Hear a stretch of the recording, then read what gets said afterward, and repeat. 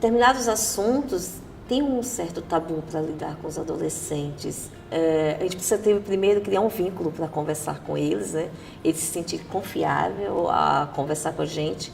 E um dos assuntos que é muito complicado para estar conversando é a questão mesmo do suicídio. Há esse assunto entre eles, né? A gente vê muito o acesso deles com curiosidade nas redes sociais, mas até chegar a nós, para uma conversa, é bem difícil. E até nós mesmos, muitas vezes nós, professores, não nos sentimos tão preparados para lidar com este assunto. O educador, hoje, ele chega na sala de aula com uma vivência de um acadêmico que acabou de sair da faculdade.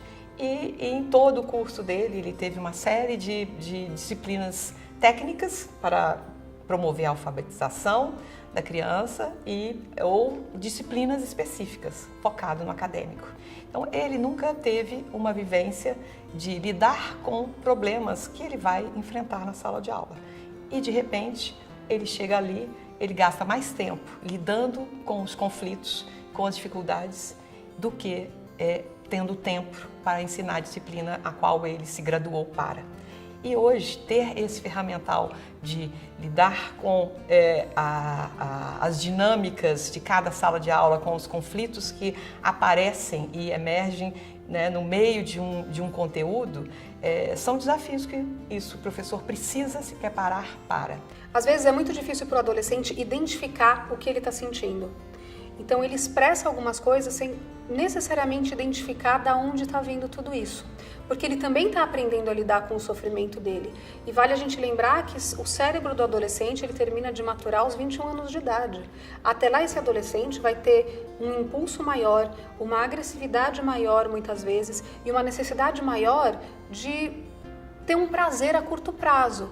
E isso também vai influenciar como ele expressa essa dor e como ele expressa esse sentimento. O adolescente ele pode expressar através da agressividade, da impulsividade ou do choro. Ou quando ele começa a falar que algo não está bem através de cartas ou bilhetes ou postagens. Quando ele muda o comportamento também é uma forma dele mostrar que algo não está legal.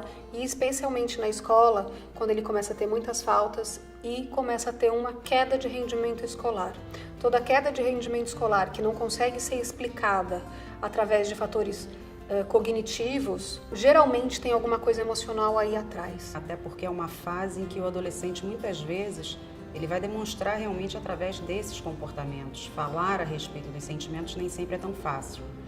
Então, muitas vezes, a gente vai perceber essa agressividade em relação à família, em relação aos próprios professores, à escola, ou até a questão de bullying com os outros colegas, né? Muitas vezes ocorre também o isolamento. Ele não quer se relacionar com outras pessoas, fica muito trancado no quarto, não quer muitos contatos. Outra maneira também de demonstrar é a própria fuga, através das drogas, do álcool e também a própria questão da automutilação, que de alguma maneira eles relatam que é como se eles transportassem para uma dor física uma dor que é emocional. Muitas são as situações que podem levar o jovem a pensar em suicídio. Dentre elas, o término de um relacionamento amoroso. Para alguns adolescentes, a falha numa prova ou repetir de ano, não passar no vestibular. E hoje em dia é muito comum bullying e cyberbullying. Então a gente pega muitos jovens que passam por bullying na escola e hoje, pelo cyberbullying, o fato disso ter ultrapassado os muros da escola e não ter mais local onde ocorre, isso também é um fator importante nos dias de hoje. O uso excessivo da tecnologia, a mudança de relacionamento até por esse uso excessivo da tecnologia, então as pessoas começam a ter mais relacionamentos virtuais do que pessoais e é muito difícil às vezes para o jovem entender isso e lidar também, por exemplo, com as coisas que ele vê nas redes sociais. O jovem acredita que o que ele vê lá é verdade. E na rede social, tristeza não é tolerada, sofrimento não é tolerado. Tá todo mundo bem, tá todo mundo feliz.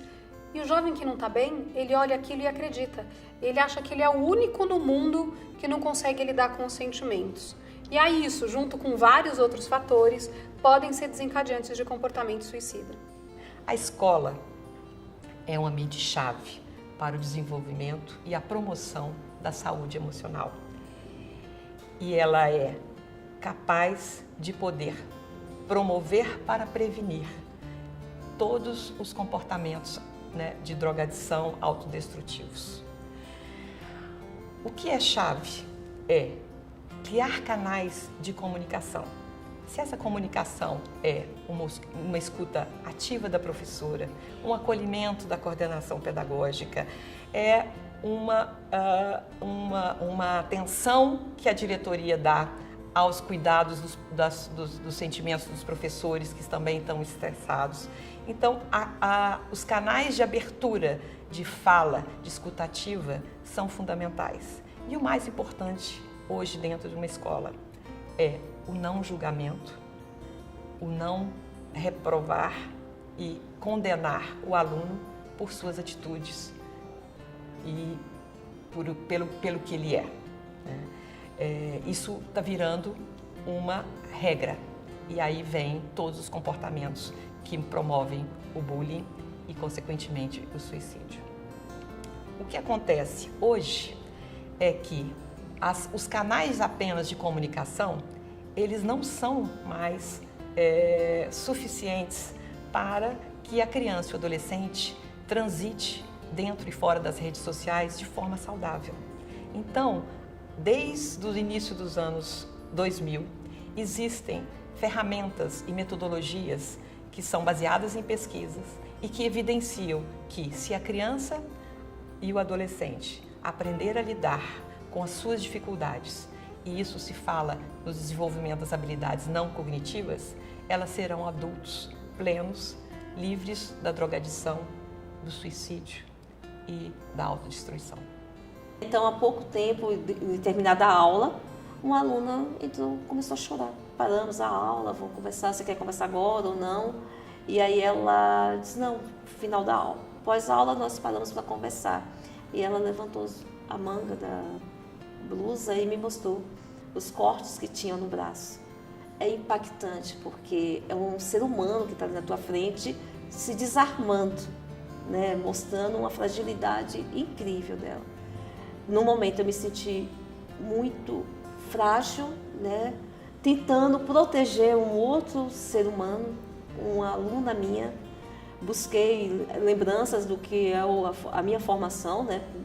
Um pouco que eu estou tendo sobre a educação emocional, e fui conversando com ela sobre a causa daquilo. Eu não julguei, acho que a primeira ação minha foi não julgar, né? Ai, é errado, ai, você não faz isso. Não, fui conversando, deixando estreitar o laço mesmo ali, aquele vínculo da confiança. E ela foi colocando para mim por que ela estava fazendo aquilo. E fui perguntando para ela se ela se sentia bem fazendo aquilo, né? E ela foi afirmando que sim. E de fato, né, diante da situação dela, eu não sou especialista, né, nisso, mas diante da situação dela, é a maneira que a estratégia que ela conseguiu encontrar para dizer que estava se sentindo bem. E aí, após todo esse relato, perguntei para ela se eu poderia conversar com a escola, né, com a gestão da escola, e se eu poderia chamar a família para conversar. Ela disse que sim. E aí encaminhamos para a coordenação da escola, chamamos a família. Ainda eu percebo que ela ainda está retraída, ainda usa blusas compridas. Mas ela, ao mesmo tempo, ela vem buscando em mim, estar sempre próxima, perguntar se pode vir um outro período, ficar em alguns projetos que eu trabalho, fica à vontade. Ela ainda não veio, mas eu percebo que ela está com um brilho no olhar que ela não tinha. As crianças e adolescentes emitem sinais, mesmo quando não querem, né? Sinais de sofrimento. Ler os sinais e considerá-los algo sério e não simplesmente brincadeira. Então, ter uma série de ferramentas que vão desde o clima emocional que a escola como um todo possa ter, até elementos-chave de pessoas estratégicas e a rede de proteção. Né? Porque às vezes, ou seja, uma fala direta ou acusativa com um jovem pode ser fatal.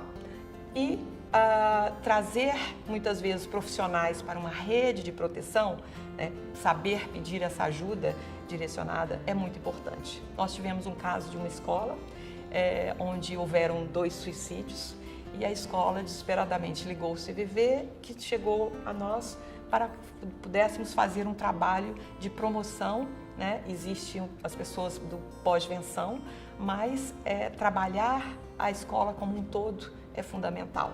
Você não mobiliza toda uma escola com um cartaz suicídio? Por quê? Porque quando você começa a valorizar muito a questão do suicídio, você pode atrair o olhar e o pensamento para o suicídio. É que sempre que você dá muita importância para uma coisa, pode passar o seguinte pela cabeça de um jovem: bem, se os adultos estão dando tanta importância para isso, é por aí que eu devo ir para deixá-los acuados, para falar da minha dor, para dizer que eu estou sofrendo muito e que algo terrível pode acontecer. Por isso que não se coloca o foco sobre o tema do suicídio, e sim sobre a questão de como o jovem sofre e lida com o sofrimento. O diálogo pode começar de várias formas. Uma escola, ela pode falar não só de prevenção do suicídio, mas de promoção de saúde mental. Então, uma escola ela pode começar a falar de transtornos mentais, aumentar a consciência pública e diminuir o tabu, falar da psicofobia. A psicofobia é o preconceito que existe com relação às pessoas que têm transtorno mental e com relação a psiquiatras e psicólogos. Então, ela pode trazer esse tema, ela pode falar abertamente sobre suicídio, ensinando seus alunos a identificarem os sinais e, mais do que isso, aonde eles podem procurar ajuda. Ela pode capacitar profissionais e professores para identificar isso também e pode ter esse diálogo, então, aberto. Quanto mais aberto esse diálogo com o jovem, melhor para todos. Demonstrar interesse verdadeiro, né? Eu acho que é o momento de você esquecer outras coisas, chamar esse adolescente num canto, proporcionar a ele um espaço onde ele possa falar livremente, sem que haja qualquer tipo de censura ou de negação daquilo que ele sente, né? Não minimizar aquilo que ele sente, o que quer que seja, né? E que ele se sinta respeitado profundamente naquilo que ele traz.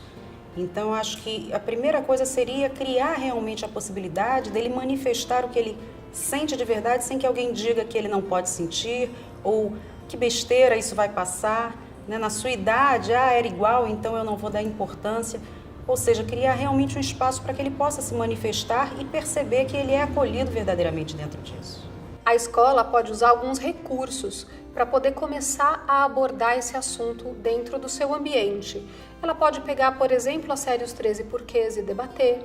Ela pode discutir a baleia azul. Ela pode conversar com os alunos e eles escreverem o que eles gostariam de ouvir quando eles estão passando por dificuldades. Ela pode fazer, junto com esses alunos, um grupo de apoio para aqueles alunos que não estão bem. Ela pode ajudar a gerar empatia e compaixão entre eles, diminuir a violência escolar e tratar casos de bullying e cyberbullying.